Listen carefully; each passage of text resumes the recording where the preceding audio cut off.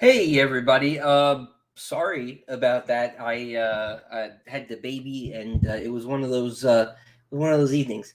But I'm here now. Sorry. I had not realized what time it was, but I had not forgotten, Casey. I just saw your message, but I didn't realize it was quite so late. I was dealing with parenting things.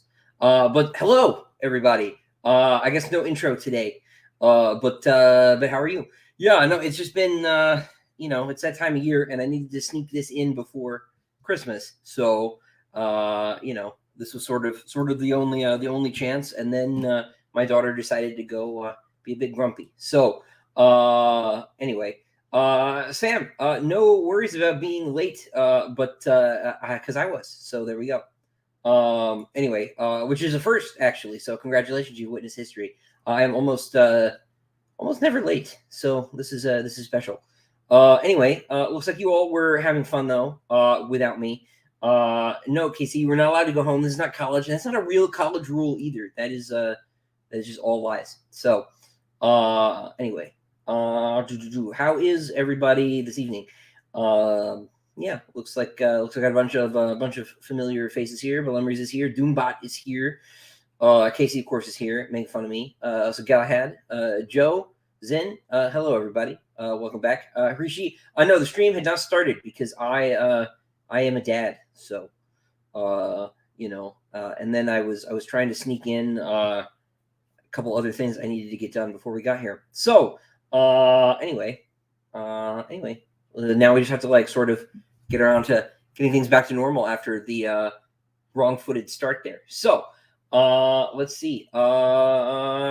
Jeff saving the day. I see 207 Guitars asked the same question. Have I seen the new Dune trailer? What did I think of it? I thought it was great. I know some people were saying that it like gives too much away, but as somebody who read the book in middle school, not to me it didn't. So that's fine. Man, the lighting is not optimal consequence of my rushing to get on here. But no, it looks great. I'm super excited about it. Still mad it got moved to March because that has left me with the consolation prize that is Rebel Moon, which I'm sure will at least be visually awesome. Snyder's films always are. So we'll see. I'm gonna watch that after Christmas. So yeah, but no, I feel pretty good about it. I heard also, someone told me, I haven't seen it online anywhere to corroborate that Dune 3 was already greenlit in advance. So if true, big. So if anyone knows for sure that is true, that would be great. Let's see. Yeah, but no, it looks great. Um, Well, if that was true in KC land, who am I to argue with you? I shall not gainsay you. Yeah. So yeah, I kind of hope they don't show Aaliyah either. Um, I be interested to see how they manage that. Because Villeneuve's sort of techniques for pulling off things like the voice were different than I expected them to be. So pulling off something bigger like Aaliyah will be interesting. What really bothers me about Villeneuve's plan is that he keeps talking about how he is going to be done at the end of Dune 3, like he's not going to do children, and he keeps saying in interviews like, "Oh, the story is complete after Dune 3," and it's not, right. That first arc of the series is finished at the end of Children. Not at the end of Messiah. Messiah, I always tell people, if you're going to read more than just the first Dune book, you either read one, or you read the first three, or you read the first four, and then you really have to have a sit down and talk to yourself about whether or not you want to deal with heretics in Chapter House, which I find those books very hard to stomach. But yeah, we'll see. Messiah rumored to be greenlit. Okay, so we're in big if true territory. Galhan asks, do I consider Hadrian a Christ figure or a Christian figure, like Wolf said about Severian? I've been noticing interesting imagery in my KOD reread. Yeah. Yes, but only in the sense that like we're all supposed to be, right? To be a Christian is to imitate Christ, right? And so that means suffering, right? And that means trying to perfect yourself because you can only imitate, right? But not in the sense that he's like, the lion is literally Jesus, right? And yeah, no. So it's not exactly how people think, and I'll say too that, like, sure, I consider him a Christ figure in like in another sense too, and what that sense is will be a bit more obvious, I think, by the end of the series. But it has to do with another person who was called that. So I will say no more. Praying they adapt God Emperor. I want to see the worm guy. I would love to watch Jason Momoa try to act opposite an animatronic worm person. I think that would be great. And I want Leto the Second to be like Jim Henson's studio Muppet. It would be great. It's a really interesting question. Sayamara Vesper asks, Valka's the only character described by smell, and what's the logic behind that choice? Where did you come up with the smell? So I don't have an answer to that second part of the question. It just smoke and sandalwood. There's sandalwood obviously is a like very common perfume ingredient. It's actually like increasingly hard to get the real stuff. But it smells lovely. And it has been used in perfume, all the way to antiquity, right? As far as smoke, I don't know. It just was sort of alliterative, so it was more a linguistic choice, I think, than anything else. But Valka's got a bit of like a bit of a goth edge to her, so like that seemed like an appropriate choice. And as far as the smell thing, I didn't have an answer to that question until you asked it, and I think what it is a consequence of the fact that Hadrian is so close to her, right? Physically, emotionally, and as a consequence of that, like it's a memory, right? Smell is a very strong sort of memory linked sense, and so to link that with someone that's close to you, I think isn't so unusual. And Hadrian's not that close with basically any other character, so I think maybe that is where that comes from. I do not want to see Denis Villeneuve's Honored Montres. I don't want to see anybody's Honored Montres. I didn't want to see Frank Herbert's Honored Montres. I don't want to see the Futars. I don't want to see anything from books 5 or 6 except for Miles Tegg, because he's the second best Miles in science fiction. He's great. He's awesome. But unfortunately, Sean Connery is dead. Let's think. Yeah, he passed away. R.I.P. But dog chairs can stay. Actually, that's a good point. Dog chairs can stay. Let's see. Chet here says a little late coming in. It's okay. So was I. I was like 15 minutes late. Chet, you were in good company today. Sorry again, everybody. Sorry. Little late, but I'm thrilled. The reaction to Daniel Green's review has been so strong. Hope Daw is printing a ton more copies. So, let's talk about that. Since there's been a lot of ambiguity on what is going on. So, Daw printed a normal amount of copies for their projected sales based on what things had been selling. The problem is that they made that print run before Petrick reviewed the book. They made that print run before Daniel reviewed the book. They they couldn't have anticipated that was going to happen, in part because I didn't tell them. I knew Petrick was waiting to review the book until afterwards. But it's also like how do you quantify like how many more we should print because of things like this. Traditional publishing by and large is, I don't want to say ignorant of, maybe oblivious to new media. I remember, as a funny story, in 2016 when I sold the book, I turned to my agent and I said, "Hey, like I was thinking of like maybe starting a YouTube channel to start talking about writing and stuff like that. What do you think?" And she said, I don't know about that. You could maybe start a live journal or something. God bless her. And I did not do that, but it dissuaded me for a long time from doing the YouTube channel. And I think I started the channel a little bit before lockdown, but I like really started pushing it because I needed a replacement for convention appearances, because those sort of dried up for more than a year. And so that just sort of illustrates the degree to which I think publishing does not think about these things. In any case, it would be really hard to quantify the amount of a bump that someone might get from, something like a Daniel's review. You are too much of a Zoomer to know what a live journal is, Casey. Yes, it is an old blogging platform that like George Martin's blog is hosted on LiveJournal, right? Just to give you a sense. But in any case, yes, it is an older stratum of the internet. You have to dig down past the dinosaur bones to find LiveJournal. It's somewhere around MySpace in the fossil layer. It's like it even intersects with things like GeoCities if you if you dig deep enough.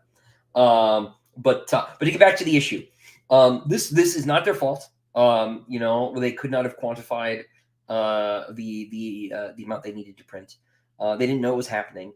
And what sucks is that books 1 and 2, because 2 is about to run out as well, won't be reprinted until the end of next month.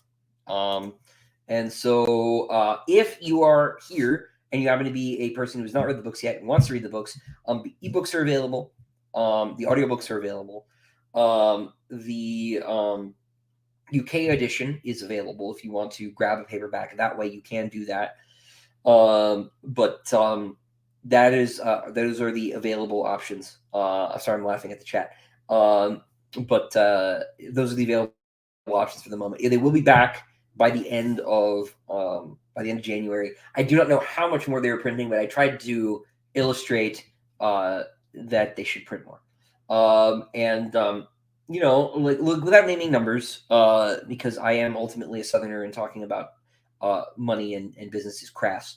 But the first book sold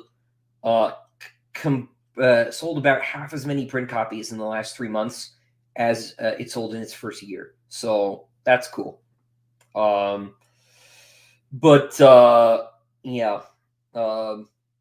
Anyway, no. So there was something like a 500% increase in week-to-week sales, and I can only see print numbers now, and I can only see estimated print numbers through Nielsen. I can't see the real numbers. So something like a 500% increase. Now it could be higher than that. Usually, ebooks will index a little bit higher, copy for copy, than print sales. So it could be closer to 600% increase over the weeks before, particularly Daniel's review, but Petrick accounted for a pretty sizable uptick as well. So it totally blew out their supply. Joe, to your question, do publishers not have an established par level to keep on hand in their warehouse? Yes, but that was gone. That they chewed through that too. But you try to have as few books in the warehouse as possible because it costs money to keep them there. The publishers rent warehouse space. Most publishers aren't big enough to keep their own going. So you don't want to rack up bills keeping a bunch of books that nobody's buying, right? Because ideally you want there to be no books in the warehouse. You want them to all be in stores, but you end up keeping a few there just in case, because you don't want to lose money sitting on books nobody is ever going to buy. So let's see, I missed a question or two, I think, somewhere, jumping down to that connected one. Let's see.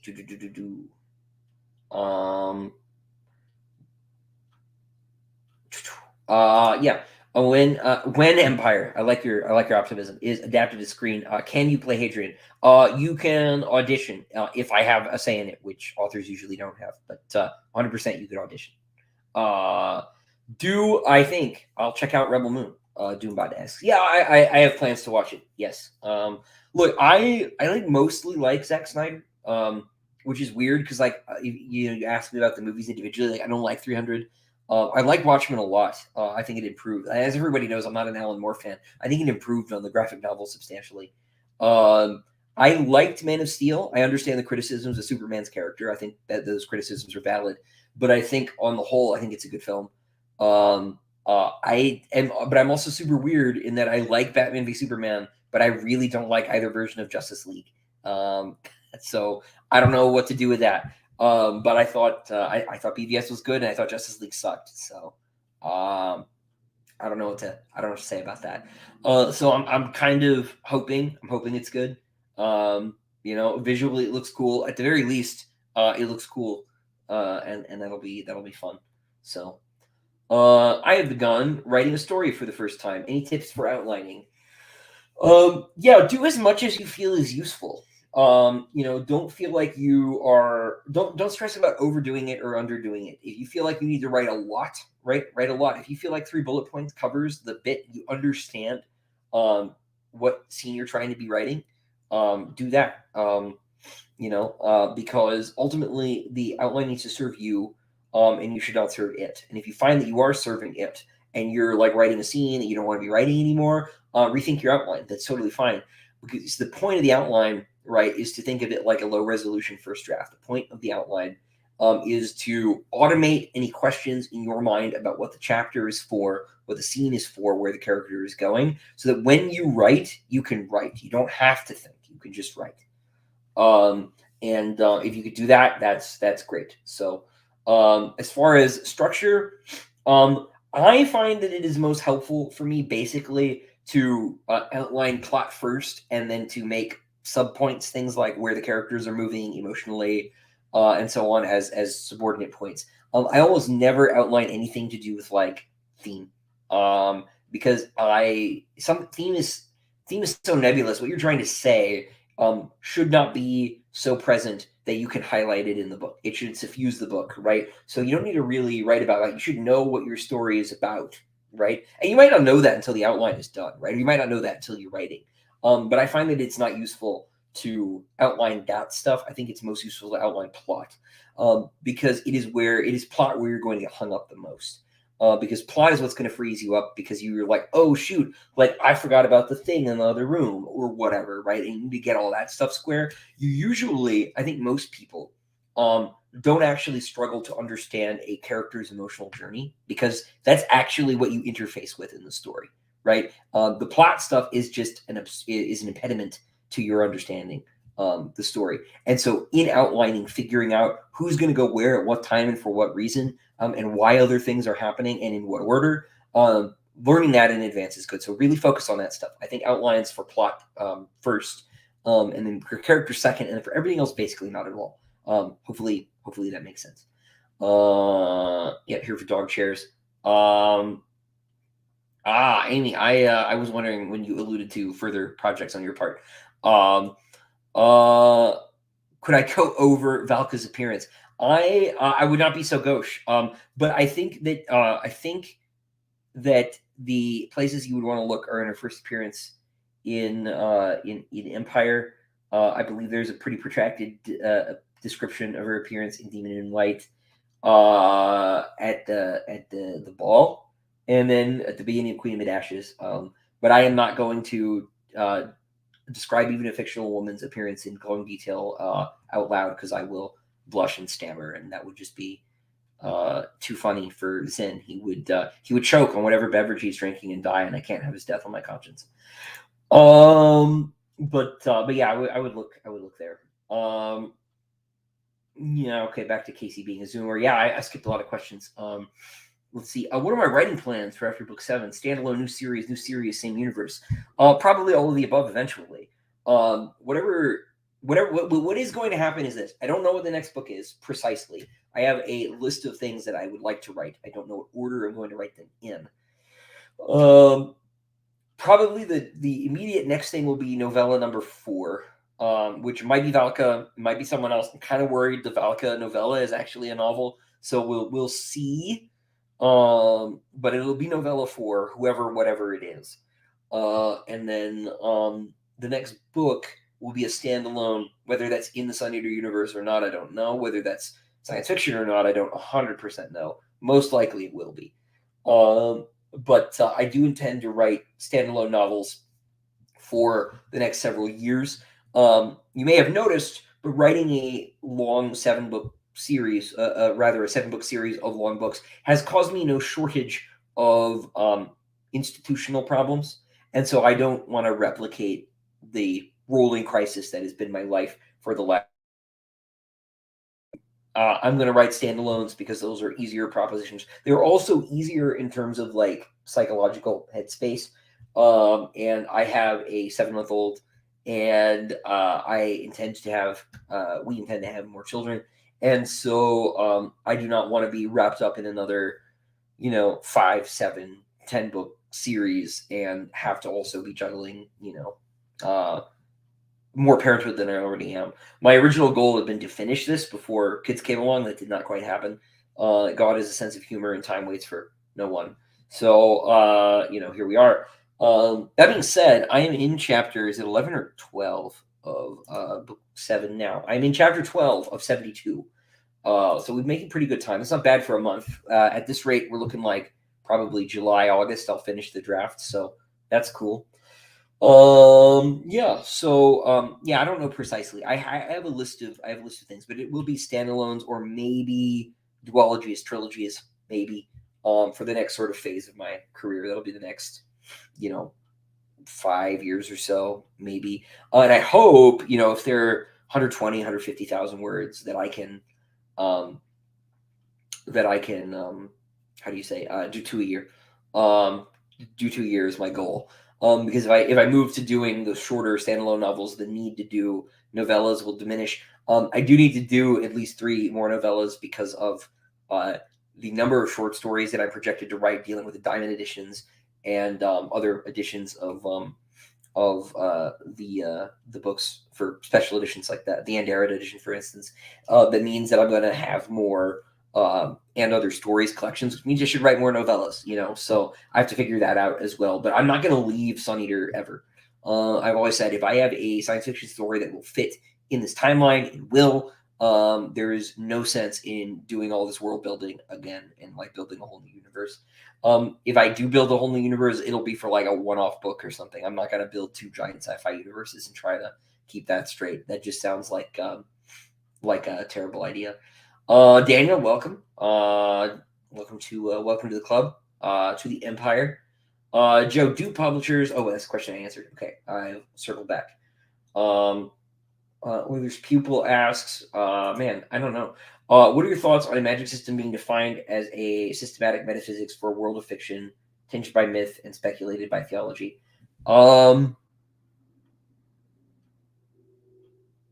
Yeah, I think that is a reasonable. I think it's a better way of putting it, right? Because when people talk about magic systems, right, they're basically thinking in gamesman terms.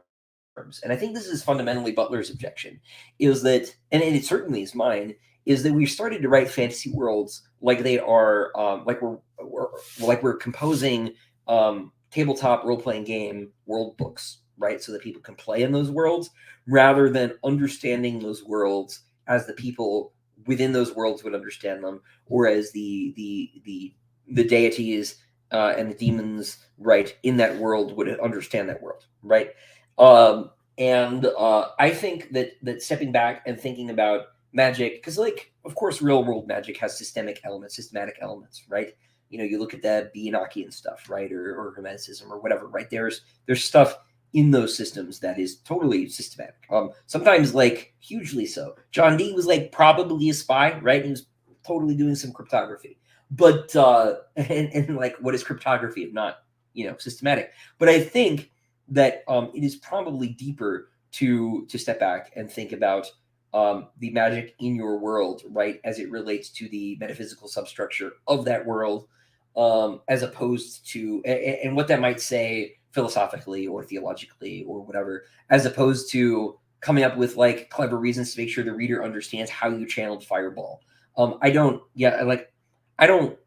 want to understand the mana points system, right? And if your book is making me think about game mechanics, then it's probably not really literature, at least in the sense that I would enjoy. So, I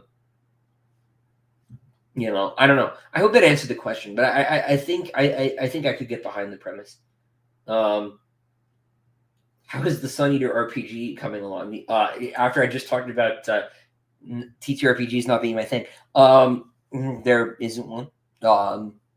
So maybe one of these days. I wouldn't object to one existing. I just don't know how to play them. I tried in high school to get into them, and I just found that my friends ruined the experience on purpose because it was funny. And like I had stuff to do. I'm not going to sit there for 3 hours while you goof around.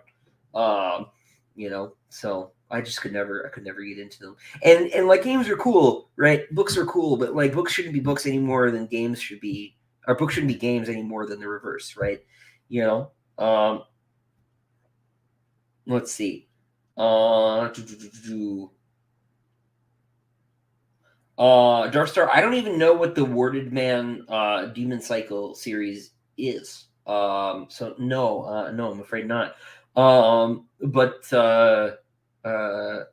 no, I'm sorry. I hadn't heard about that one. Uh, I thought about the Illustrated Man a little bit, Ray Bradbury, but even there, that wasn't really the primary thing. I was thinking, about just about shape. I wanted a shapeshifter in general. I hadn't thought like what would be a fun, how would that work, and like what else could you do with that explanation, right? So if he's got all these, chromatophores and things, like of course he can make tattoos. Like, wouldn't that be fun? So, um, let's see. Why no pre-order for the out of print books? That's just not the way that Amazon works. So the item listing for Empire of Silence already exists, right? For that edition of Empire of Silence, the trade paperback already exists. And when the way Amazon is structured, a thing that's already been in pre-order can't go back into pre-order. You can only remove it from stock and put it back in. This is true of indie titles. It's certainly, I think, true of traditionally published titles as well. So all dog could do is remove the listing, which wouldn't be helpful. So all that's listed there right now are third-party sellers selling used or like new copies. You can't just do a pre-order for a book that's already out. And there's sort of nothing you could do about it. Now, if they wanted to call it like a second edition or something and make a new listing, you could do something like that. But then it ends up long term being more confusing. Unfortunately, it's usually the case that these reprints happen automatically. That the system detects that the stock is getting low, will send a print order for X based on the sales from the last 6 months. To the printer, right? But there are only, I think, 3 factories that print commercial scale in the country, and so they get tied up pretty quickly. And so if your book, for example, experiences a 500-600% sales bump and it doesn't have a very large print run and that print run evaporates, it might take a few weeks to get a spot in the queue, and that's basically what happens. So there isn't actually a way to put a pre-order in. So I believe me, the momentum thing gives me no shortage of anxiety. Daniel Green said that he would let the word out that the books were back when they were back. I don't know if that means do a post or video or what, but he said he would help get the ball rolling again when they do come back, which should be 4 or 5 weeks from now. It just sucks, right? Because Empire of Silence had also been out of print for 3 months earlier in the year. It was gone from like June until late September, and so that really sucked. So for the last 6 months, it's only been in print, I think, 2 of them. I think maybe 3. I can't count in my head. I have to use my fingers. But 2 or 3 months. So it's been out for a long time. Yeah, let's see. Daniel, you are far from the first person to say this, which is funny because that was like not who James and I were thinking of at all. So it's funny that's how it happened. But I'll take it. Ben Barnes is pretty cool. Do I like Ender's Game? Yes, I like Ender's Game. I read Ender's Game. I haven't read any of the other books, but I read Ender's Game like when I was a kid. I think it might have been required reading in 9th grade. I think it might have been when I read it, and it's the first book I read to my youngest brother, who's 5 years younger than me. So he was like he didn't need me to read to him, but it was fun. And that was the book that really got him into reading, and he's a big Audible guy now. Both my brothers are. They listen to more audiobooks these days than I do. But yeah, no, Ender's Game is a classic for a reason. One of these days I'll read Speaker for the Dead, but I don't want to go further into the series because it addresses a lot of the same questions, and I haven't read it in like 15 years maybe. So Um, uh, yeah, Albert, would I ever show us your outlines? I think they could be interesting. Maybe they contain a lot of spoilers, even for books that aren't in the seven, books that I would like to write eventually. Um, and so I don't know.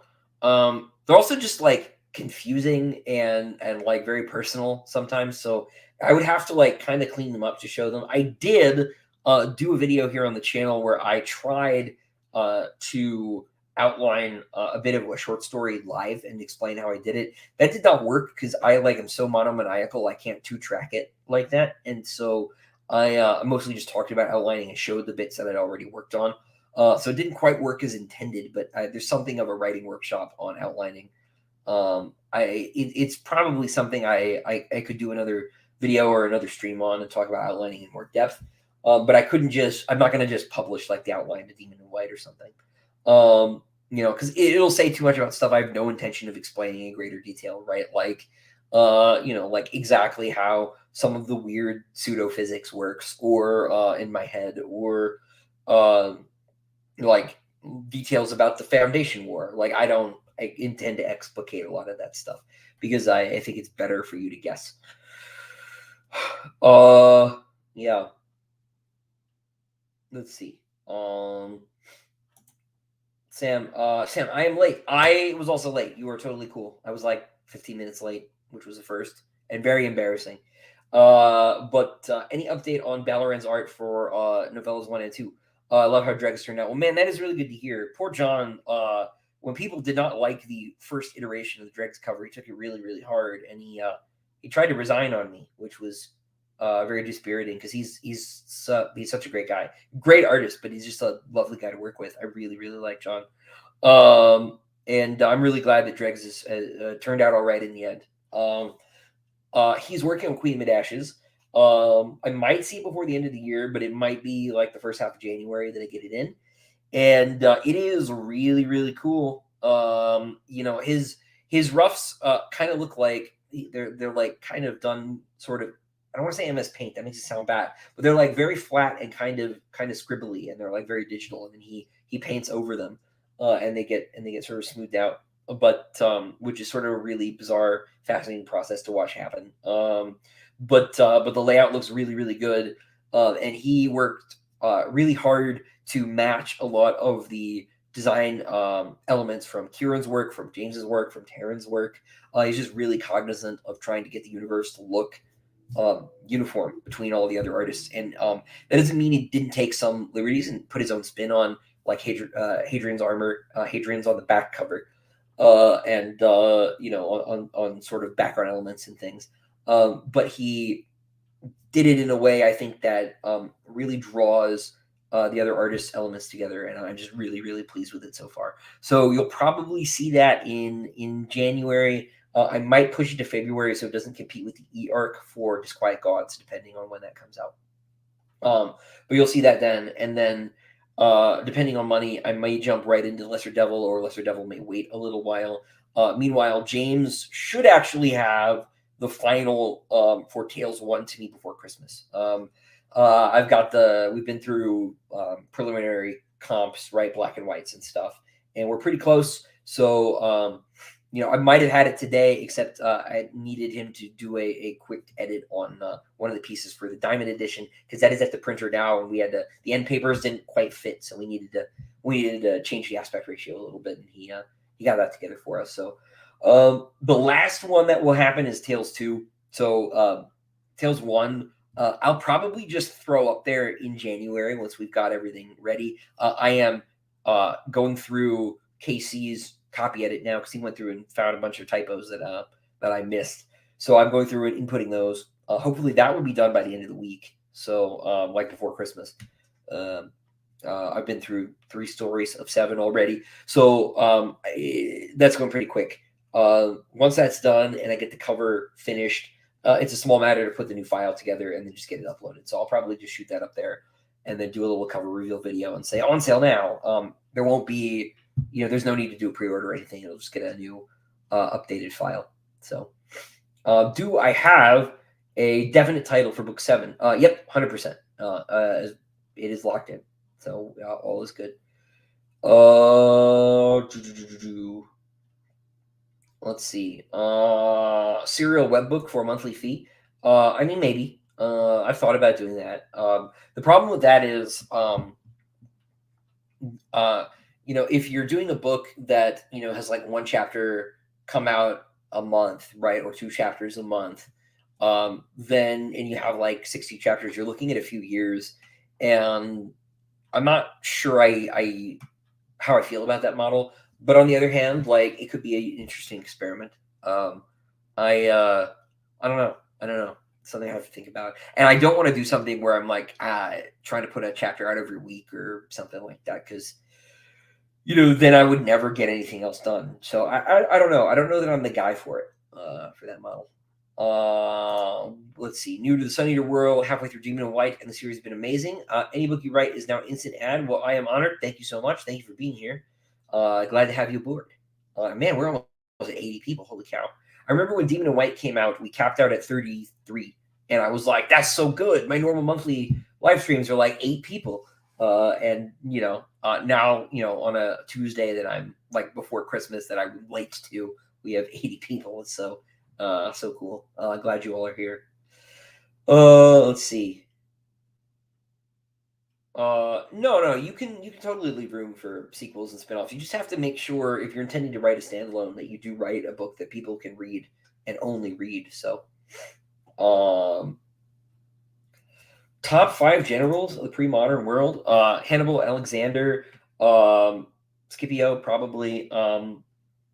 Look, I should preface this by saying that like, man, like I don't know anything about like military history like east of Persia. So I'm sure there's a Chinese general or two that should be on the list that I don't know about, or for that matter, an Indian one.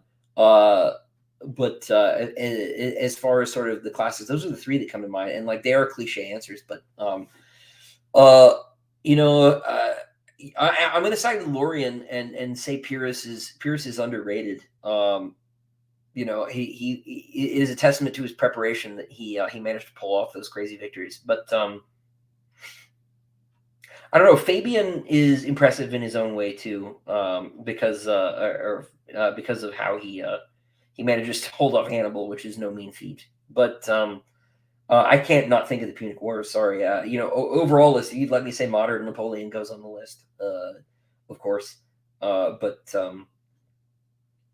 military history is not really my area of expertise beyond sincere admiration for Hannibal and Alexander, particularly. Those are the only 2 whose battles I'm like deeply familiar with. People I saw in I saw in Daniel Green's review. I think it was the Howling Dark review. A lot of people were dunking on Alexander the Great. Talking about he was like a lunk and a bloodthirsty maniac. Alexander the Great was a genius. Now he had the advantage of having a bunch of geniuses around him.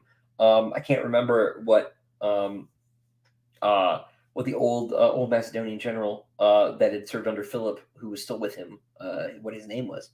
It wasn't Seleucus was older, but it wasn't Seleucus. It was another guy. But all those guys, right? Ptolemy, Cassander, Eumenes. Eumenes is deeply underrated. All those guys were brilliant, but Alexander was on the front lines of all of those battles. Those battles are all brilliant. They're just all masterclasses in strategy. You know, uh, Scipio's not really in the same league precisely, but he is. I don't know that he has the strategic genius of Hannibal necessarily, and Hannibal told that to his face. But he did have this like deep, personal tenacity that made everything work. It's the Battle of Zama where they actually fight each other finally is so disappointing tactically because it's basically just they run at each other. But yeah, no, it's a very uninspiring list. But like I said, the only ones I'm really familiar with in any serious detail as far as their battle plans and stuff are concerned are Alexander and Hannibal. But yeah. Uh, Yeah, gunpowder was invented in China a long time ago. And it wasn't weaponized until about the time it was weaponized. You had some like outlier examples, but it wasn't industrially weaponized the same way. Um, but I'm trying to remember my Romance of the Three Kingdoms, but it's been a really long time. Um, let's see. Have I thought about writing an epic fantasy equivalent to Sun Eater? Um, Yeah, sure. I would like to. The question I increasingly ask myself, right, is to what degree do I want Sun Eater to be my career, right? And like, do I want to really focus on growing Sun Eater? I hate to use the word property, right? Because I hate to use sort of corporate speak, right? But how much do I want to work on growing the world, right? How much depth do I want to put into um, uh, do I want to put into working on this particular universe, and how much depth can I squeeze out of this universe? Because there's a fear too, right, that like you can do too much of that and then you start making it shallower and you over explain things. This is part of why I didn't even like the old Star Wars EU. I think there was just too much of it. But I do think that there's still a lot of stuff that I can do with this universe by spreading it out both three-dimensionally and across time. I think there's a lot more that can be done there. So um let's see. Speaking of world building, how much time do you think you took to create Sun Eater Universe? Rough estimate. I mean, I don't really know. I started writing when I was 8. I don't know at what point you would say that what I was working on became Sun Eater, right? Because certain elements of it were present very early, and then but like so early it was still a fantasy series, right? And but those elements remained until the current day, right? There was a character named Dimitri Arello in the book that I wrote in 5th grade, right? That's like a really old name. Um, you know, it was a different character, but like the name stuck around. So, it's hard to count. Like, but so I think the only like clear line that you can draw is at conception, right? And that's when I'm 8 and I start writing. So 22 years, I guess, approximately. And it's like all the time, I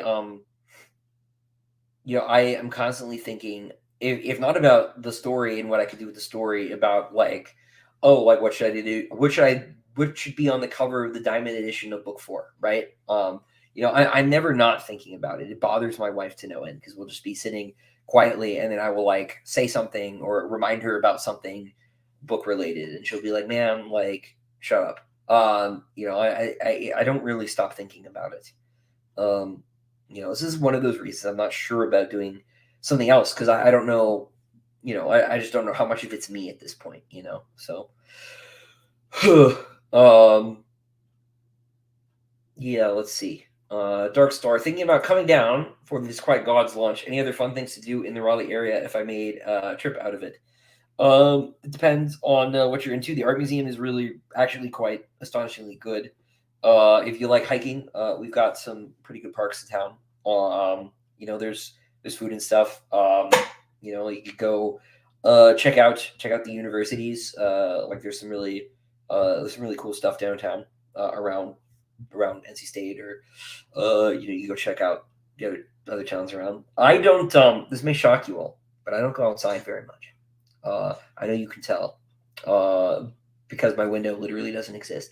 I have blackout curtains on my window that tells you how much I go outside. But yeah, no. I mean, Raleigh is wonderful. Um, you know, um, uh, it's just I mostly it's funny, you don't think about your home as a destination very much, right? It's a different place. I always feel like, when I get off the exit on an interstate somewhere, driving to a convention or wherever 2 states away, like it always feels like I'm not in a real place, and when I come home I'm like, this is a real place, right? But of course people who live there feel differently. It's one of those weird things, I don't know. But yeah, no, I mean, there's plenty of stuff around. It just depends on what you're into. It's sort of a big target to hit. Oh, Belisarius. How could I forget about Belisarius? Good lord. Um, but uh, yeah, he should be on there. Caesar, totally. I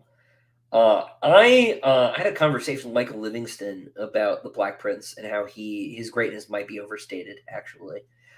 Conversely, I think Richard III's terribleness actually might have been also overstated, and his goodness as a commander has maybe been one of those things that's been overlooked, which I think is an interesting thing.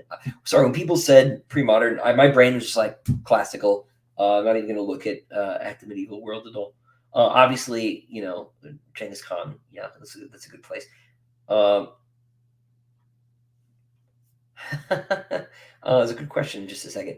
But Isaac first asked, "Will the book 7 title be revealed along with the Diamond Edition of Empire of Silence?" Yes, it is on the card page opposite the title page. Yeah, in the Diamond Edition. Sorry. Let's see. As a beginning writer, what would be a good way to come up with plot points for a story? So I think, that this is a hard question. What I usually do, when I sit down to start working on one of these books is I usually have a couple ideas and I don't know what to do with them yet, right? So with Demon in White, for example, I'll speak very broadly. I knew about the battle at the end. I knew about the mountain, and I knew about the Colosseum fight. That was like it. So I didn't have like the first 55% of the book or something. I had no clue what was going in there. And then so what I needed to do then is think about what order do those points that I already know go in, right? And I have a vague sense, right? It's Coliseum, then the mountain thing happens, then the battle. But even there, right, it's not like that's not like ABC or GHI. It's like it's like G, L, and Q, right? Or Z in the case of the battle, right? So there are gaps even between the ideas I already have. And what I have to do is sit down and I draw a line and I put those points on it in the order I think they go on with enough space to put points between them. And then I just sort of will talk around the problem and I will think about other things that might be sort of cool to see and then to slot them into it like I'm trying to solve a puzzle. I usually find if you get the beginning and the end nailed down, then it's easier to untangle the middle. So it's like weirdly the opposite of untangling a knot. Because obviously we want the ends free for that. But I find getting the beginning and the end helps figuring out the rest of the plot arc. So hopefully that's helpful. But that is a hard thing because you're kind of creating not quite ex nihilo, but it's pretty close to creating something from nothing. And that can be pretty hard. But I think beginning and an end will help. First Sterling, this is a question I was excited about. Have I ever heard of a game called Lost Odyssey for the Xbox? I was just wondering, as your books in the game have a thing about immortal beings having PTSD. 100%. Yes, I love that game. In a lot of ways, that game is one of the most important narratives that I've ever encountered in my life. Read is not the right word. I bought that game the day my grandmother died with the birthday money she'd given me, and it has a very special place for me. I don't have an Xbox anymore, but I still have the game. That's the only Xbox game I still own. That game was there for me at the right time. It's really, really, really, really wonderful. So I guess any sort of tonal thematic similarities that you see there are they're totally there. The game is tremendous. It's the best Final Fantasy game. Let's just put it that way. Very, very good. I can't say enough good things about that game. I listen to the soundtrack regularly when I'm writing. To this day, it's in regular rotation.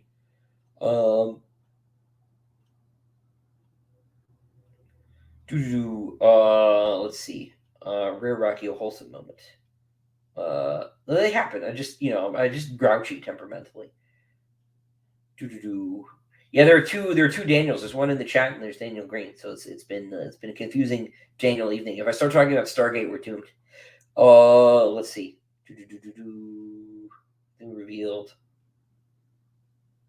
Do I think it will be revealed to everyone at once, or will the Diamond Edition owners have that info a little early? I regret not getting the Diamond Edition of Empire of Silence. Look, anything that is or is not in the Diamond Editions is up to the people who own the Diamond Editions to talk about.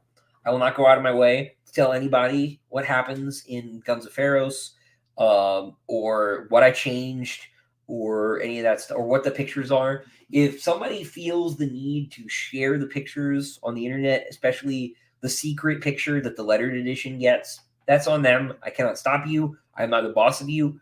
But we'll see. I'm sure someone will immediately jump online and tell you, so I do not need to. Yeah. I think the thing with the Dregs cover, and I've talked to John about this, is that like Lorien is a very difficult character to draw, and I like did not do my new artist any favors by asking him to draw Lorien Aristides first, right? Because he's a weird looking dude, and you want him to look weird, but you don't want him to look so weird that nobody buys the book, right? And like that's really difficult. And he had to wear the like reflective prison suit, and it just like it was a hard cover. And he did a really, really good job. It was not fair. So I told him, he was like, maybe like easier subject next time. And I was like, let me tell you about Vidar Malian. And he was like, oh, perfect. Yeah, that people there, no one will hate me. I'm like, yeah, great, it'll be fine.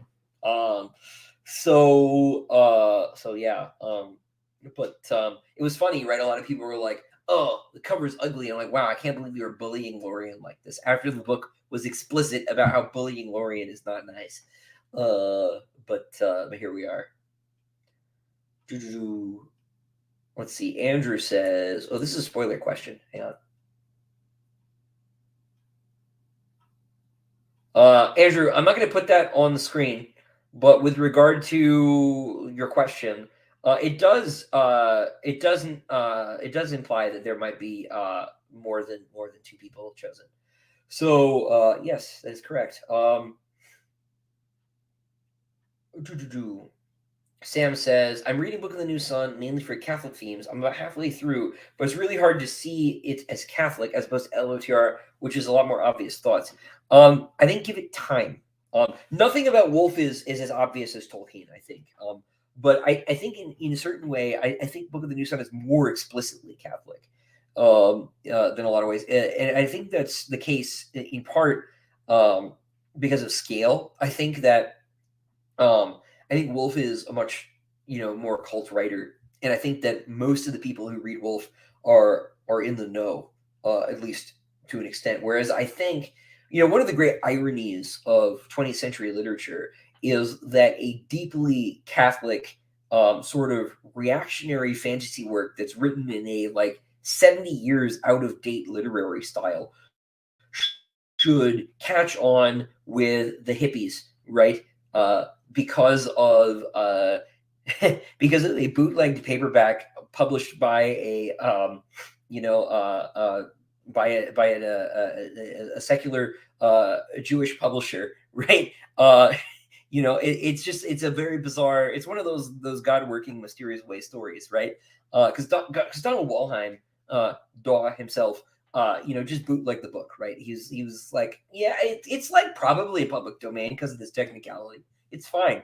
And it's that paperback that catches on with everybody, right? It's so bizarre. And so most of the people who read it, like, they don't know enough about Catholicism to necessarily catch the deeply Catholic nature. I mean, you see people online all the time writing articles about how Tolkien was not really Catholic. He was actually a pagan. He was just LARPing in order to get by, right? And that's not true. Like, that's not even close to true. Man, that's some cope. But in Wolf's case, I think more people are in on the nature of the text because of the sort of occult nature of the text, in the sense of the word meaning hidden, secret, right? Like people read New Sun because they go looking for it, whereas Lord of the Rings is everywhere. It was one of the 10 best-selling books of all time, if memory serves, and so I do think that's part of it. But I would give Wolf more time because I think that the nature of its Catholicity is very, very obvious, particularly towards the end. So give it time if you're still working your way through. Particularly, I think on the reread, which I consider mandatory. It will really pop. So why do I think people hate Severian? Because he's like kind of a meanie. he's a very bad man, right? Severian is sort of he's sort of a monster early on, right? His treatment of women is usually singled out, right? And like Gene Wolfe gets in trouble for it, as if Gene Wolfe were Severian, which is this perplexing habit of science fiction readers to attribute to the authors the personality traits of their readers, of their writers, characters. Sorry, I'm very tired, as you might can tell. People like I remember I was at a book signing and a bookseller, my father was coming. He got nervous and I'm like, "Why are you like? My dad is not Lord Alistair. Like, calm down." Like it's gonna be fine, I promise, right? Gene Wolfe is not Severian, right? He's not a monster, but people don't like Severian. Probably most especially because of his treatment in Jolenta Late Book 2. Which is like pretty bad, man. It's not good. His treatment of Dorcas is not great either, right? But like he also is just like very casually brutal, and he is pigheaded, and like he's pretty unpleasant. He is, as he says, a bad man trying to be good. And I think by the end of the series, I don't find him deeply likable, but I find him likable by the end of the series. He's done a lot of growing, particularly through Earth. And sort of the fifth book, right, which is not officially part of the series, and so I think he's ultimately likable, but I think a lot of people like really bounce off him early on. I mean, it's kind of like I'd be worried if somebody said they really liked Severian. It's sort of like saying you really like Alex DeLarge, right? Like it's not great, but I like him as a character, right? Because he is so. He's so himself, and by contrast, if you've read Book of the Long Sun, Patera Silk is delightful. What a lovely man. He's great. He's basically Father Brown in space. So good. Only not old. Yeah, they'll get the new Empire of Silence copies out in January. They will be here relatively soon.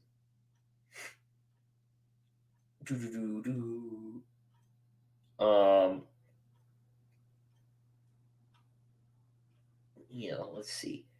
Which Scipio? Let's see. Probably hasn't gotten to them yet. We're at active 80 people. What have I missed? No, Napoleon definitely counts as modern, right? Because he's after the Revolution, and in a lot of ways, really, it's the Reformation that it like really draws the line, right, between modernity and pre-modernity. But certainly the French Revolution, right? If you're after the French Revolution, no, it's modern day. But no, like by the time you hit like 1600, you're in the modern world. So like Elizabethan England is early modern, but it's modern. So anyone after that is out, right? There are all sorts of modern commanders that you might list, right? Patton, Lee, whoever, right, who should go on the list, but Napoleon himself, right? But like war is a very different beast, after 1600, certainly after 1800 than it is before. But no, Napoleon is demonstrably modern. With infinite universes, is there a chance Hadrian is a zombie? Is there a chance of a Hadrian that's a zombie? There are not infinite universes. There is one universe. Only one thing has happened. You cannot be visited by another reality where like everybody is like the opposite sex or something. This is not Marvel Comics. But the universe basically encodes all of its possible states, right? That energy could arrive at, that objects could arrive in. And certain entities with sufficiently advanced cognition are able to perceive those states that are sort of suppressed, let's say, that are not active and can influence them in certain ways. Let's see. I asked you to rate my books on Amazon. I did. I did. Will they accept reviews from people who read library copies? They should. Yeah, I don't think you have to own the book on Amazon to leave a rating.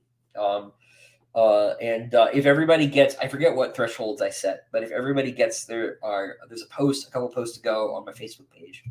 And if we hit all those benchmarks, I will read the first chapter of Disquiet Gods after the new year, like on the second or third or something. Perdiccas, yes, it was Perdiccas. That's who I was thinking of. Yeah, you are the man, Albert. Thank you. Perdiccas.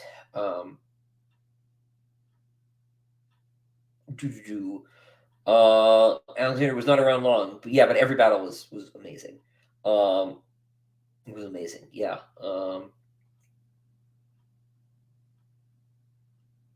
Uh, do do do. The My website is solidempire.com. Solidempire.com. I think about Alexander's age all the time. Whenever somebody's like, "I'm too young to do anything. I'm 27," I just like, oh my god. We need to like what have we done as a society to ourselves? We have people my age saying they're still children. It's so upsetting. Um, yeah, no. I mean, not that we can all be, um, not that we can all be Alexander, but we could be like 5% of Alexander, maybe. Uh, Stratosphere. What have I missed? Me being late by 15 minutes. Whoops. Yeah. That was the big thing. It had to happen eventually, but boy, do I still feel silly. Um, Please create another universe World Series of Clear. You can. I will. I will. But it's still a question of like how will it be attached? Will it be attached to the all? Let's say. There are questions. So um, let's see. Just wanted to say I love your book series. The audiobook narrator is awesome as well. Yeah, he's so good. He's so good. I learned only just a couple months ago that he's Ghost in Call of Duty Modern Warfare, which I think is pretty awesome. Jared just wanted to pop in and say congrats on the surge of sales, totally deserved. Thank you, man. Good to hear from you. And let's see, Black Prince probably shouldn't be on the list, but you needed to add an Englishman. Yeah, I don't know, man. Like that's a tough one. I mean, the thing about the medieval period is that we don't have a clear picture, as clear a picture in a lot of ways of things like battle plans in a lot of cases. There's um, I remember this is what I was talking to Michael Livingston about. Is he was I think either the guy or part of the team that actually found the site of Crécy because it was a few miles away from where they always thought it was, and they started digging. The French started digging and actually found stuff, right? And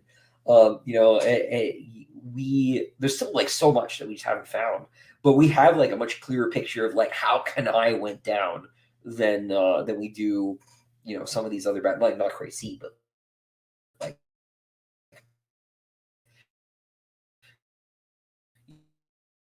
some Englishmen.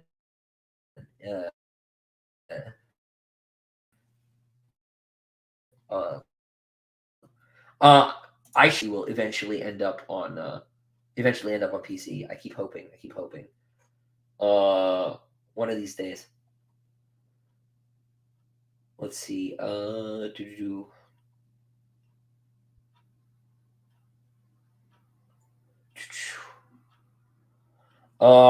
Johnny Jordan, glad to have found a Catholic who writes fantasy and the world's biggest Final Fantasy fan.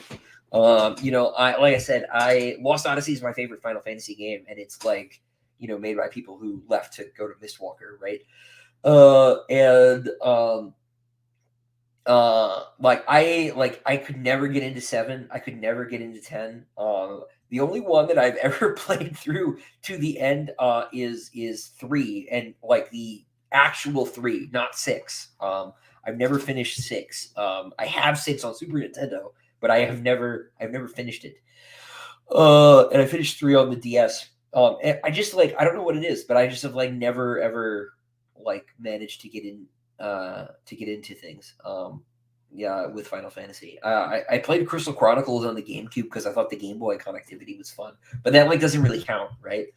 So it's just one of those series I never really figured out. I love Nobuo Uematsu's music. but that's really like all I got. Uh, him and Sakuraba are sort of like my. They're like well, they are like the two. They're like the Williams and Zimmer of JRPG music, right? But that's about it for me. I was never so I didn't have a PlayStation until the PlayStation 4, which was a limiting factor in a lot of ways. I was like a Nintendo only household until I got the 360, and then I had that, and then I got a PS4, and now I have a Switch and I have the PC, and that's where I'm at. So, uh, yeah. Let's see. Dark Star. Do I have any reading recommendations for readers who really enjoy your books? Yeah. I usually so it's always weird recommending science fiction fantasy books because I'm always recommending writers who are like more famous than me. Um, Gene Wolfe, Book of the New Sun, is my favorite science fiction series of all time, and super huge influence on my work. I want to be Gene Wolfe when I grow up. As I say all the time.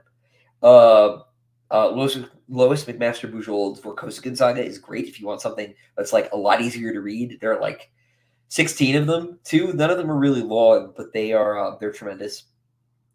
If you want something that's like kind of obscure, but isn't science fiction, my friend DJ Butler's Witchy Eye is a alternate history sort of flintlock fantasy that's set in like 1810s America, but it's like a magical empire instead of a republic. It's super good. Dave edited Disquiet Gods, and he's been my friend for years, and he's a tremendous fantasy writer, and just has flown under the radar, very very unfortunately. But and then like my other usual go to is I'm a huge Tim Powers fan. If you just want to read mostly like standalone novels that are kind of like kind of weird fiction in the way that like Stephen King stuff is weird fiction. Like you could have seen that printed in Weird Tales in the 30s. Tim Powers is like that, but he does a lot of historical stuff, and he's just a genius. He I think he's um, probably the greatest fantasy writer living. It's him or Guy K, and I can never decide. Um, Jasper asks, "How do I feel about the hero's journey as narrative structure? Do you think it restricts the writer to use an established structure?" No, I think structures are good for people. I think people saying, here's a blank square and do whatever you want is actually in a weird way like more oppressive because I think people have a hard time deciding what way to go without a compass. Do I think as for Campbell specifically, I think that you could be too rigid. I think that Campbell and to a greater in a broader sense, Jung, although Jung is a lot deeper. I think in their efforts to sort of boil everything down to base materia, that things can get a little too rigid. You don't need like all of the elements necessarily. But I think a lot of stories do share that pattern, and I think the attempt to, in a sense, scientifically understand the narrative structure of these myths is useful. But you should also be willing to bend or disregard the tenets of these things. The same way, like I think everybody should read Aristotle's Poetics. I think it's like super important to read Poetics as someone who wants to write. It's not very long, but you should also be ready to disregard things all the time. Like I clearly don't give a damn about unity of time, right? This idea that the story should take place over an unbroken, shortest amount of time possible. I said fi on that, so you can too. But it's good to at least have the structures because the structures are tools too. So, hey Sean, thank you and a happy Hanukkah to you, man. I think it's just over, right? Maybe I lose track, but all the same, good on Judah the Maccabee throwing out those Seleucids. Good stuff. Will there be another printing of the And Other Stories hardcovers? Yes, there will. Next year, in like the first 3 months, sometime. We don't know exactly when, but we're printing, I think, 300 more of all three of them. They will all be available at the same time. So go over to anderidabooks.co.uk and sign up for their newsletter. Those are the words I'm looking for. So, um, then you'll be able to get notifications for when this stuff's happening as soon as possible. We might one day do like a third printing, but for now, this is the plan.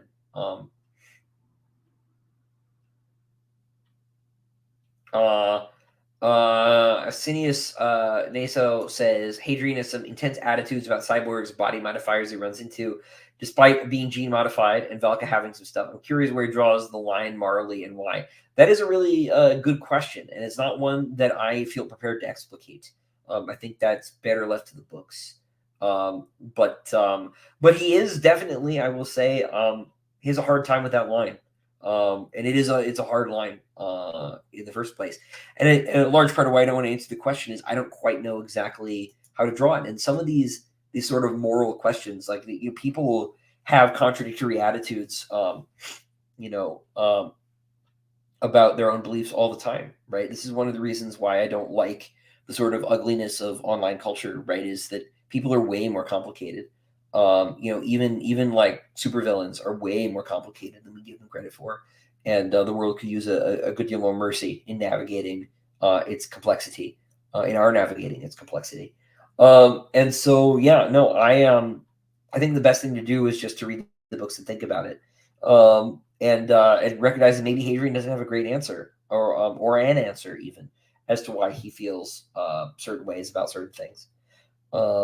And sometimes that's the best you can do is you could, because you could have an unreconciled difference between yourself and a friend, right? Maybe your friend converts to another religion or really likes the worst Star Wars movie or something, and you just like don't talk about it.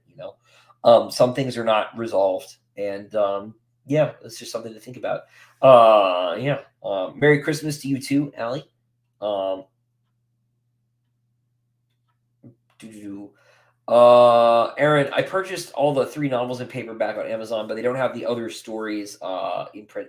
Yeah, that's because they were limited editions. I have 3 novellas out: The Lesser Devil, Queen of Mid-Ashes, The Dragons of Empire, and then I have 3 short story collections: Tales of the Sun Year 1, 2, 3. The Tales collections are just ebook only because I will be releasing an anthology of all of my short stories after book 7 comes out. The ebooks are just so people can get my stories in one place at a cost-effective way, and they can read them on their phone without it really being an event, right? Because I don't want people to not buy the omnibus because they've bought paperbacks of Tales 1, 2, and 3. I'd rather you have the omnibus. This is sort of a compromise. And the novellas, I'm going to get new editions of Lesser Devil and Queen of Ashes out in the next 6 months. So, if you want to read them now, by all means, they're not that expensive. But I'm going to have print-on-demand hardcovers out by the middle of next year. But we did special editions that combined Tales 1 with The Lesser Devil, Tales 2 with Queen of the Ashes, Tales 3 with Dragons of Empire. Those were 500 copies each. They're all sold out. But we are going to do a second printing next year, like I was saying. Ash, with the big question, are hardcovers going to come back for the first 3 books? Almost certainly not. So in the UK, my original publisher, Golangs, dropped me when Daw split Kingdoms of Death into Kingdoms of Death and Ashes of Man. They did not want to deal with that. So they gave me my rights back, and I had a different publisher for books 4, 5, and 6. And because those books are sort of lame ducked with that publisher, I don't think they're really interested in doing further printings. Similar situation with Dawn, but they have more expressly said that they have no interest in printing the hardcovers. They just haven't. That being said, if you all would like to write Dawn in particular a nice message and say, hey, I would really like to buy a hardcover, I strongly encourage that you do so. Please go ahead and say, hey, I would really like to buy this book. Be nice about it. Don't tell them they're silly or anything like that. Just say, hey, I would be interested in buying this. Maybe they could be induced to change their mind.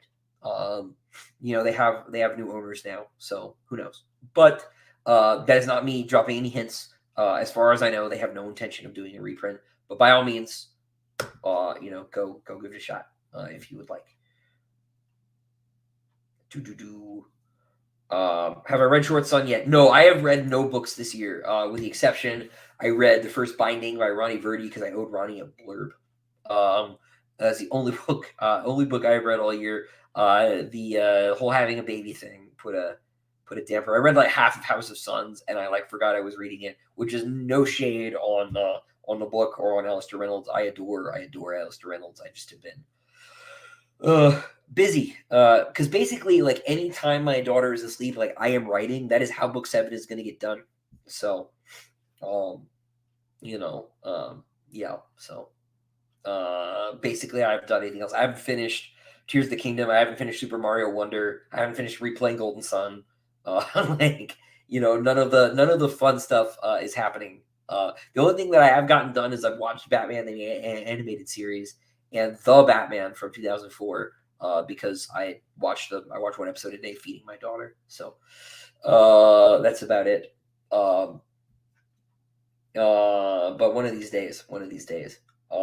Corbin, what was my thought process in creating William? I initially thought he would be a worthless ruler, letting others do all the work, or a smart but cruel tyrant, but he is not, and he's amazing. Yeah, it was exactly that, right? It's, I'm going to pick on my country for a minute here.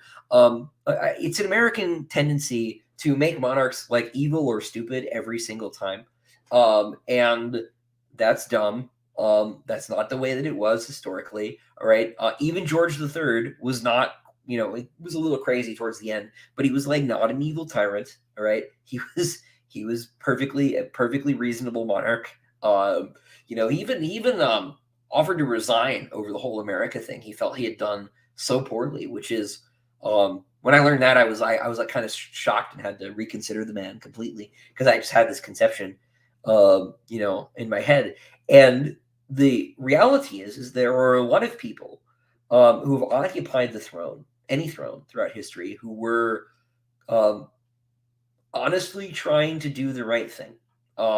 We have this sort of attitude in the 21st century that, like, of the three forms of government, only democracy is licit, right? Which is funny because we don't actually have one as Aristotle understood it, right? We have an oligarchy, as Aristotle would have understood it, right? But we don't consider the other two forms of rule reasonable. And that's a very unusual historical attitude. If you look at all of human history, um, it tended to be reversed, right? It was that democracy was the weird one, oligarchy and monarchy were pretty normal. But even democracy, right, as Chesterton points out, there are democratic elements in every state that have ever existed, right? In every medieval barony, right? There was some democratic element, whether that was like a town council or something. There was it's never that simple, right?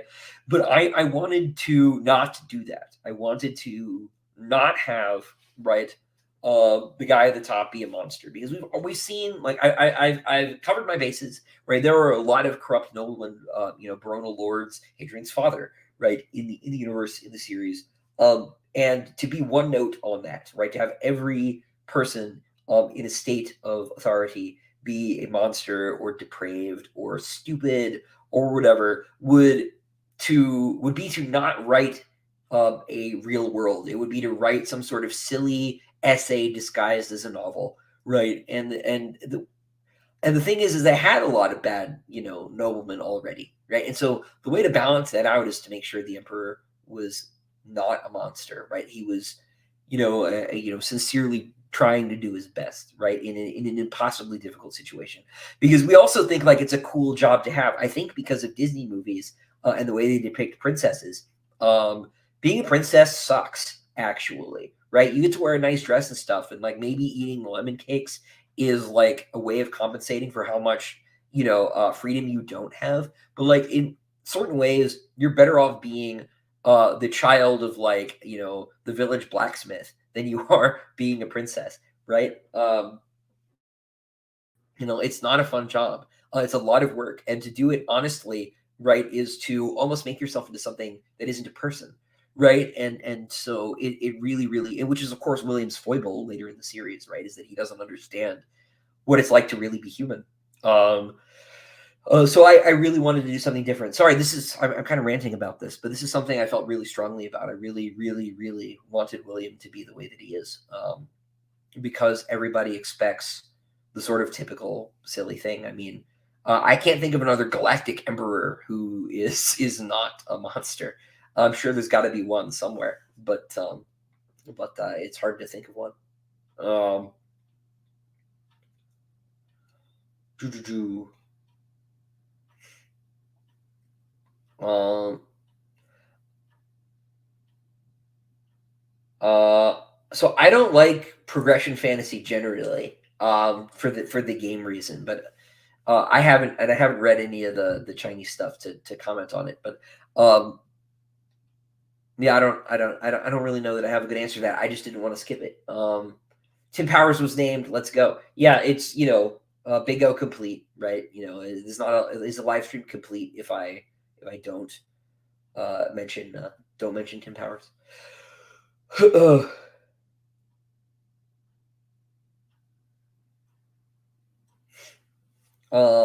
a really good question about Minos here on, how are their tactics would be received among extra Solarians. That's a good question. There's no extra Solarians, right? There's extra Solarians and extra Solarians, and there are some extra Solarians that like deeply benefit from the Imperial status quo, right? Because they get to play the black marketeer role, and like that's useful. And then there are some that are also true believers in sort of getting rid of the Empire. So I think you'd find the bill pretty split. There are also some who just like don't care. Vorgosos does not care. They have far bigger issues on Vorgosos to deal with than the Empire, that human zoo. But yeah, it's complicated for sure.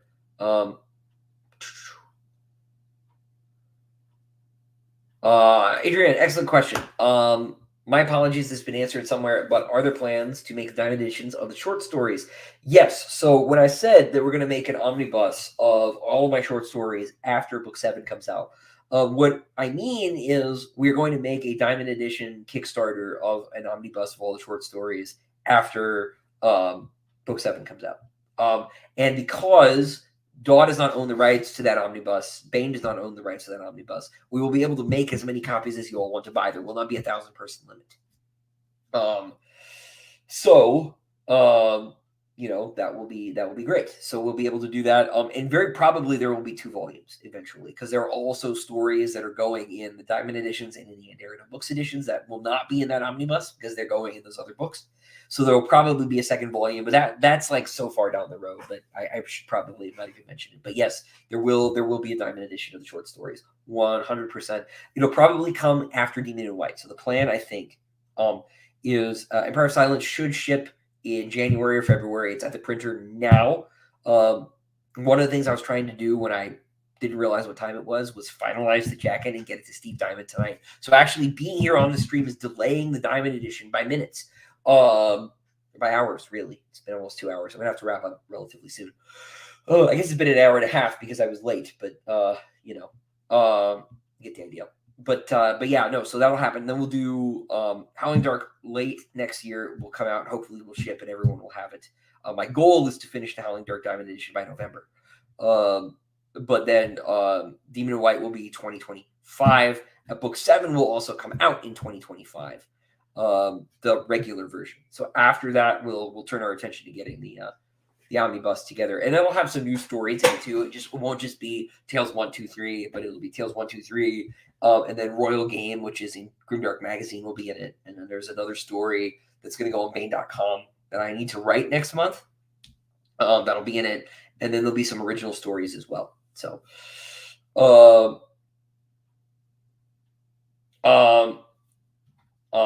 Caitlin, would Penguin be the publisher? No, Daw Books would be the publisher. They were sort of not owned by Penguin, but they were under Penguin's umbrella. Now they are distributed by Penguin, but Penguin doesn't really have. Penguin wouldn't be the right address. I would send it to Daw. And again, everybody be nice. Do not believe them. Just say, hey, I would like to buy this book. Would you consider reprinting it? Maybe if they get a couple hundred emails, they will.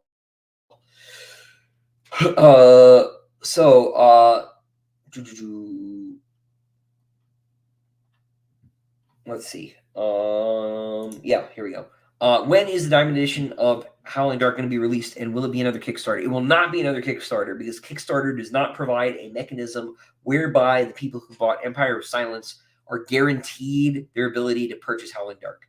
So if you bought the Empire of Silence Diamond Edition, let's say you were number 74, you want number 74 of Howling Dark so your books can match. Kickstarter cannot help you. Kickstarter will say good luck, and that's not cool. So we will be selling the subsequent mainline novels directly to the people who purchased the previous ones. You have a month in which to purchase your book. After that month, you will lose that book, and I will put it up for sale. And I will not wait for you because other people will want the book. But you don't have like 30 days, right? So that's plenty of time. And don't worry, like I will make it very obvious. Everyone will know. There will be a newsletter. There will be the people whose emails we have because of the Kickstarter will just get emails, right? With the short story books, those will not be limited. So things will be a little bit easier. But yeah, as for when, it'll probably go up sometime in the summer, I think, and it should be a smoother process this time because we've already got a lot of the design stuff done. We don't have to do we don't have to figure out what the design looks like. The jacket, which took weeks of work, will not have to be like rethought. Like we know what it's going to look like. It'll be a simple matter of just getting stuff in. And the only gating factor will be the artist, specifically the interior artist. That's just a lot of work doing 10 to 12 black and white drawings. So we'll see. We'll see.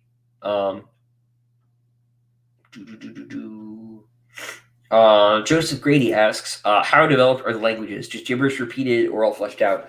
I.e., when is Cielson coming to Duolingo? Man, that would be so cool. That'd be so cool. But Cielson is relatively fleshed out. I don't know how coherent it really is ultimately, but it exists. There's several dozen pages in a notebook in this cabinet here, because this bench is actually a box. And inside that box is the Cielson language, along with all sorts of horrible things and hope. But man, I'm tired. Anyway, but it's in there. That one's pretty well fleshed out. The other languages are a lot spottier. I'm starting to feel like I should have systematized Judean a little bit more because there's been more Judean than I predicted there was going to be. But only Cielson is really, really, really worked out. But it does have a grammar. It makes sense and stuff. I have a friend that likes The Last Jedi. We don't talk anymore. Yeah, it's difficult. It's difficult. It's a difficult thing to negotiate. It really is. It's like someone it's like your friends fighting for the enemy. Man, families torn apart, brother against brother, shooting at each other through the movie theater. Terrible. Let's see. Thanks for writing good books, fellow Chris. Thank you, Master Malrubius. Very cool that you're here. New standard if our book is good or not is, does it end with the alien Antichrist shooting our hero while his holy superpowers protect him? Excellent. That is a really good question. We should always ask that about our books. Merry Christmas to you too, Zin. It is definitely helping. Definitely helping the whole present buying thing. I go Blur. I am so sorry. I did not see the super chat. Man, StreamYard is really bad about telling me they're down here. My bad. But thank you. My favorite book is Lord of the Rings, which is like a bog standard answer. But it is the book I've read the most in my life. I've read it like 100 plus times, and that is not hyperbole. I used to only have that was my only audiobook as a kid, so I listened to it over and over and over again. And despite the fact that I've read it 100 times, I still find new things in it. It's still beautiful and tremendous. I think Tolkien is this. I think he is the best writer of the 20th century, for sure. In terms of like, he's sort of at the intersection of like the most skilled and the most influential, right? And that is a book of sort of infinite humanity and depth, and I just absolutely love it, and I will never get tired of reading it. Gene Wolfe is my favorite science fiction writer, and in a lot of ways, he's more skilled technically as a writer than Tolkien is. But Book of the New Sun is my favorite science fiction series. Dune is probably number 2. But yeah, no, good question. Batman the Animated Series is the GOAT. Absolutely, 100%. Man, it's crazy that a show can have like 100 episodes and only one of them is bad. Like that is bananas. It's the one about Lockup. That episode sucks. But the other ones are all brilliant. Because Lockup is obviously right. Like it's so frustrating. Oh yeah, Raphael. Yeah, good. I'm glad you came back. I'm really sorry I had to next time you because I hadn't had to do that before. But the audience keeps getting bigger, which is great, but it's making it harder for me to answer every question. I'm starting to feel guilty about that. It's like, when I remember when I was at my wedding, I had to talk to everybody at the reception and like people flew in from out of state and like I talked to them for 5 minutes because everybody was trying to talk to me, right? Because it was, my wedding. And I just felt so bad. But it's the same feeling. I feel the same way at book signings. I'm like, oh shoot, I want to spend an hour talking to everybody. Yeah. So to your question, how is my writing process? Do you think literature would influence future generations? How do you think literature will influence future generations? Writing process generally, I'm a big outliner. Some folks here will know, will have heard me talk about this at length. But I will sit down and usually come into a project, I have a few ideas, and I try to think about plot first, actually. Because at this point, especially, I'm so far into the series that like my understanding of who the characters are is that's pretty much like muscle memory in a sense, right?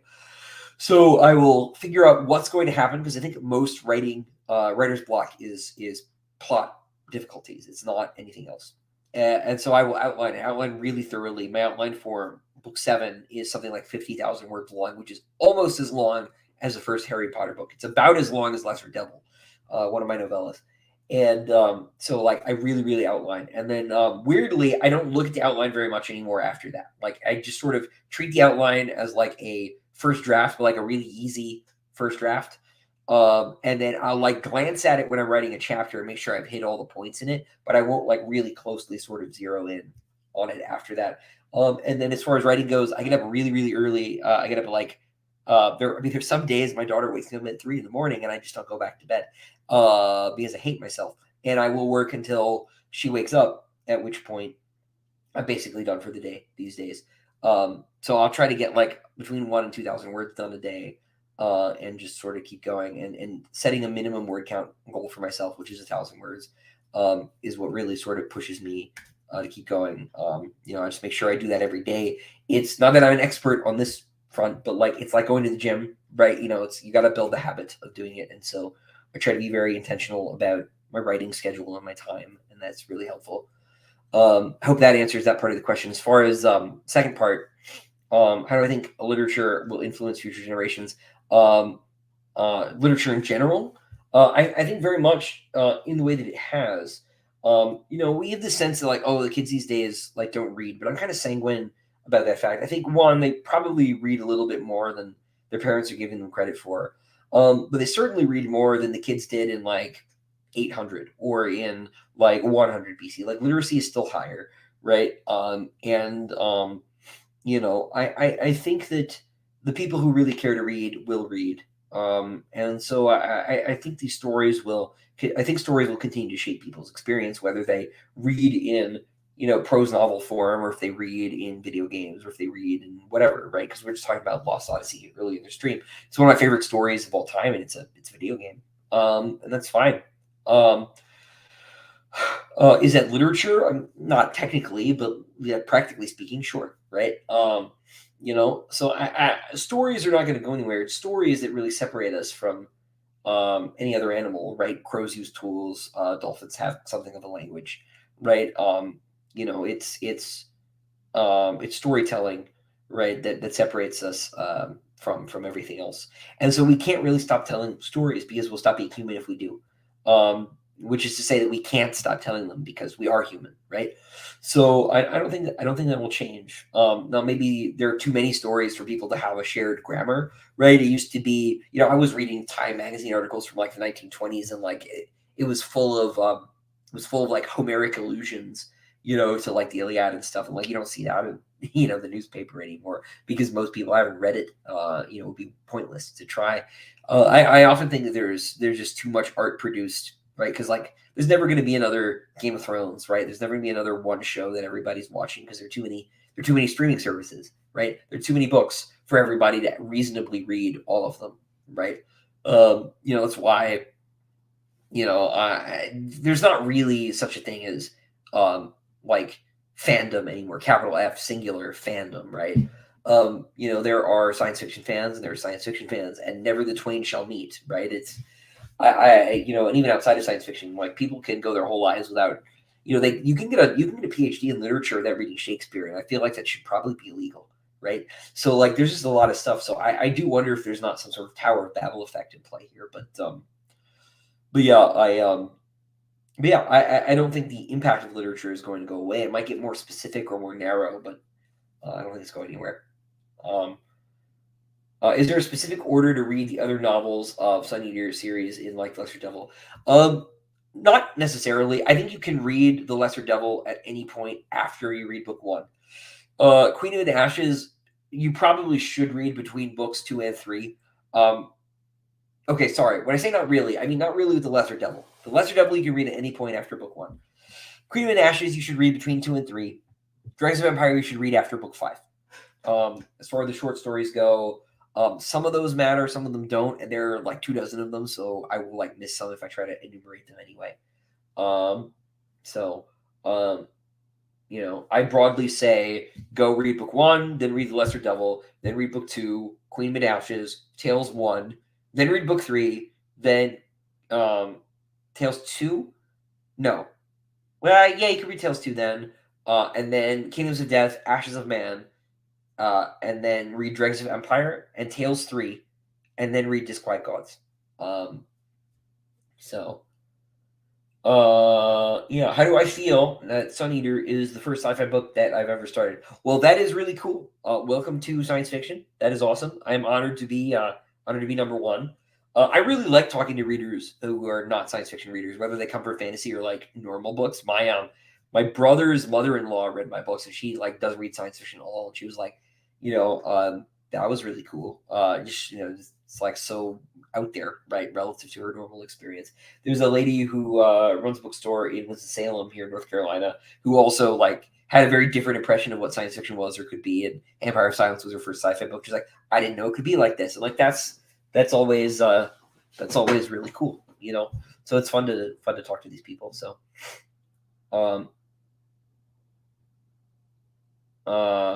will I add the Diamond editions to Goodreads? So I don't do anything with Goodreads. For my health, I have blocked it on all of my devices. Otherwise, I will read reviews, and if I see one bad review, I will explode. No, it's just I am nosy, and I want to know what people are saying about me. But then, like, I also like don't want to know, so I don't look at Goodreads, and I've made it to where I can't. So I probably won't, but somebody I'm sure will put them up there.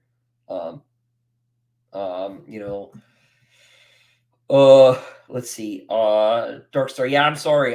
If I could have printed 2,000 Diamond editions, I would have. If someone sells their Diamond edition, does the buyer get the rights to subsequent Diamond editions? I'm looking to buy one, and the thought occurred to me. Theoretically, yes, but you should like totally like talk to the person you're buying it from and like check with them, and you'll have to find some way to validate with us that you have the book. That's going to be, I don't know exactly how we will do that, but we will honor whoever is holding the books right. It might get confusing if the first person like doesn't tell us they've done it and then they buy the book and then you turn up with the book. Like, I don't know how we're going to negotiate that situation, but like theoretically, whoever owns the book will have the magical ability to purchase the next one. So that is the idea.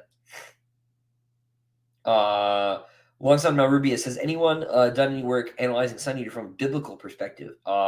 No, they have not, as far as I know. That would be really fun. Although one of my beta readers is a Dominican priest, so that's cool.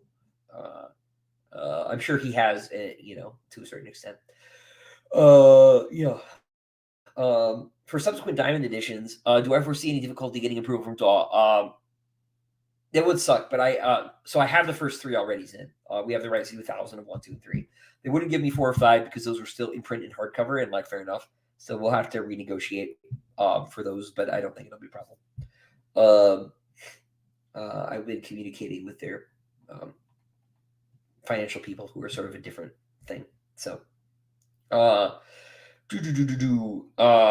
from Jenna that you were stressed about the whole first word thing. Yeah, yeah, that's true. Yes, when they split, so there were supposed to be 5 books, and I had a pattern for the first word of all 5 books, and it was perfect and symmetrical, and it was going to keep all of my OCD readers off my back. And then they split my book on me, and I had no choice but to burn out that pattern on book 5 of 7 now instead of on book 5. So I had to figure out what to do with 6, which I did find a very good solution to. 7, I think I made it work. We'll see how it goes. I'm not 100% sure. I won't change it. We'll see. I'm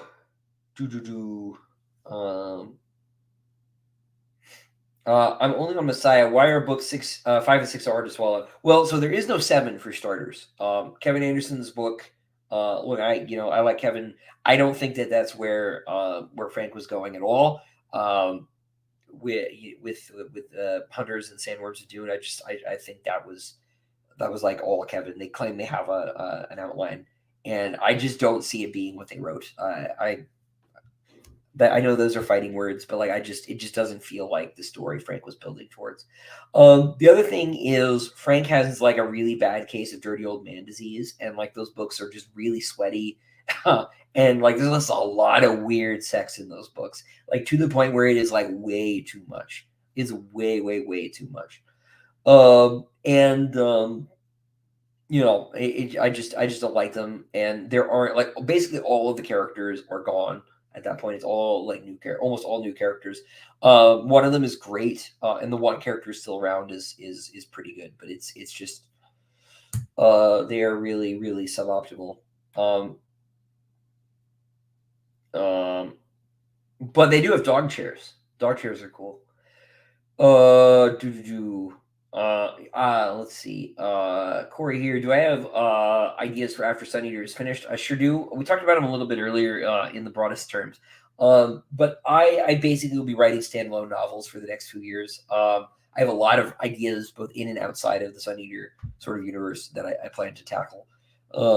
But I will be doing them in like I might write a trilogy or something somewhere in there, but I'm not gonna. But it'll definitely be a standalone next. I want things with shorter completion cycles for the next little bit.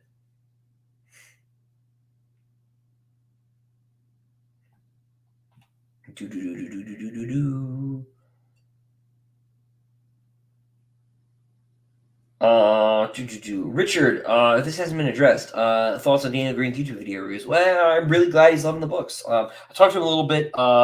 Day before yesterday. He sent me a blurb, which was very cool. I got one from him. I got one from Mike. I got one from Patrick that I think will all be on. I think they'll all go on Disquiet Gods. If not, they're definitely going to the sales data, so they'll be on the Amazon listing. But they might be on the book themselves, which is pretty cool. Yeah, but no, I was not expecting a 45-minute timestamp on that first video. That was really cool, and I was really touched too. He did a video where he was talking about how he wanted to get his channel back to basics, and it was my books that made him remember he really just likes reviewing books and talking about books. So like that's cool, especially for somebody who's like read so much, right? Be that Daniel Green or my mother, right? Like I lost sight of the fact that I like books, and your book reminded me of that. Is a really cool thing to hear. But it's been really cool, right?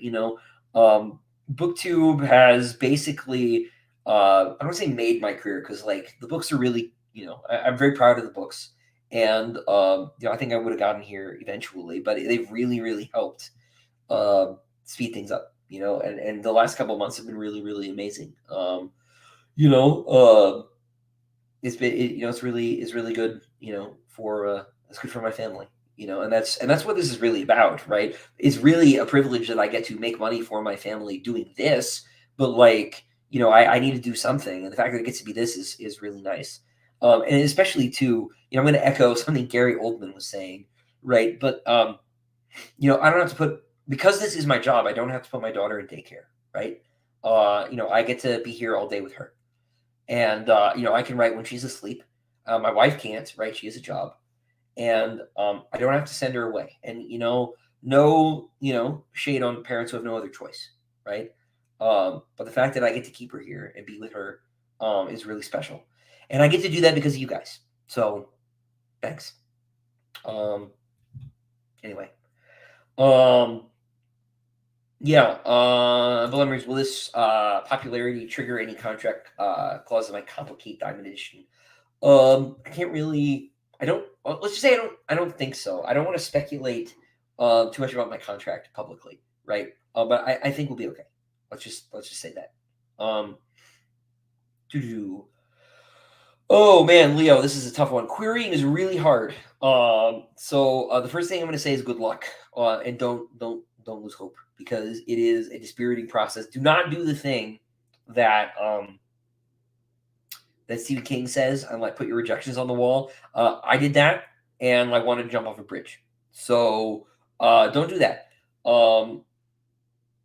But look, the first thing I would say is make your query letter as short and impactful as possible.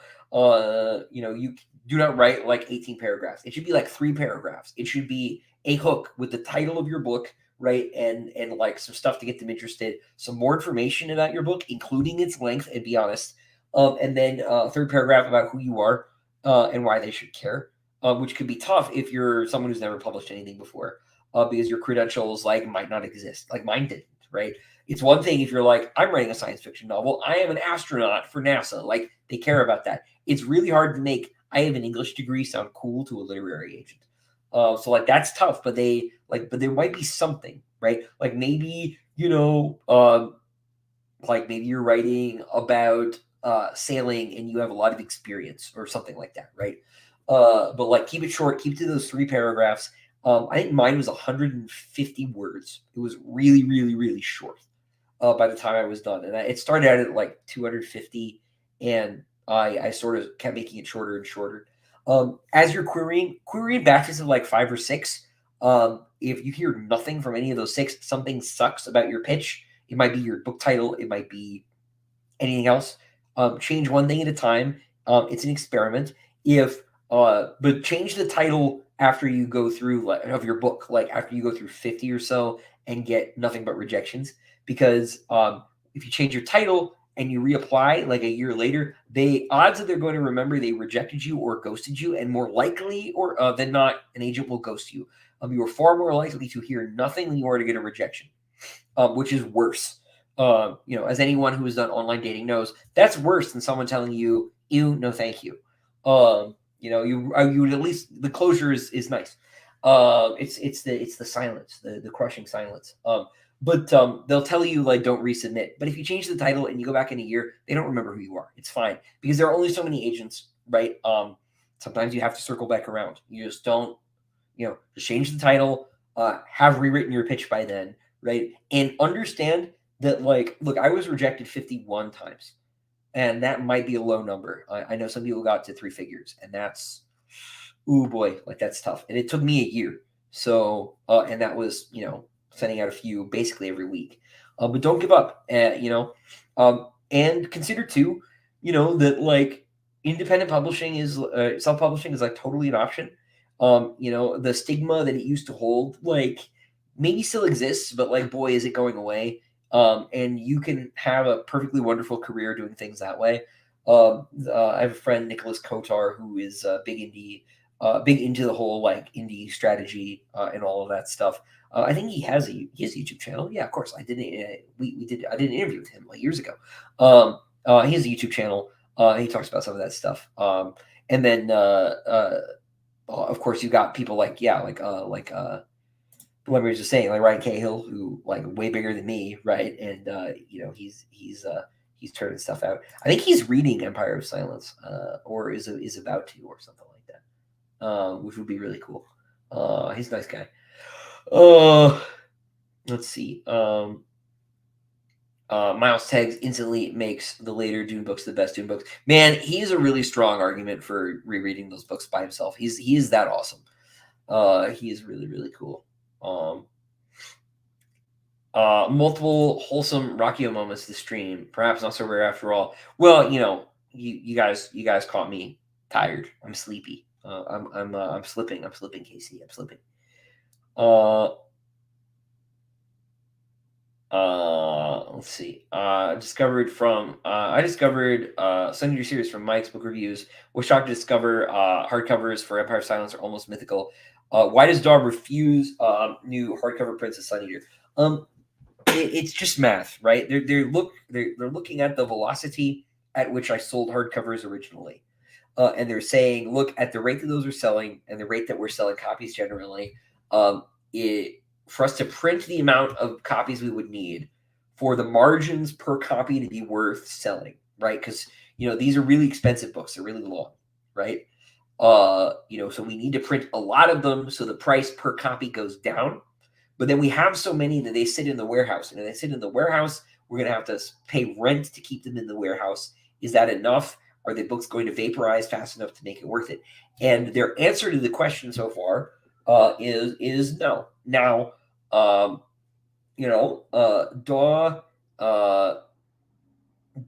wasn't counting on the last couple of months. Really they've been counting on because here's the thing, right? Like a lot of folks are coming here and they're saying, oh, Daniel Green, just made your career. Like, man, he really, really, really has helped, right? But things started to turn around, a couple years ago, thanks to Mike. Like things were really, really bad during lockdown. Like Demon and White seriously underperformed Howling Dark when it came out. And then I didn't have a book out for 2 years because I had some stuff going on, and that slowed things down. And things were drying up a little bit, and it is taking a while for things to sort of adjust and improve. But things are happening fast now, so I don't know. Like things could look very different in another year. We'll see. It is kind of funny. It's kind of fun in a way to be this weird sort of in demand item. It's kind of entertaining. But well, no, like I was saying earlier, if folks want to write Daw a nice email and say, "Hey, I would be interested in buying this. Would you consider reprinting it?" By all means, you can and should do that. But I do think we'll wrap stuff up here pretty soon. Why don't we do maybe one or two more questions? Let's see. Leo says, "Thank you for your advice. I fully expect to have to write 6 or 6 more books if I have to before I sell one."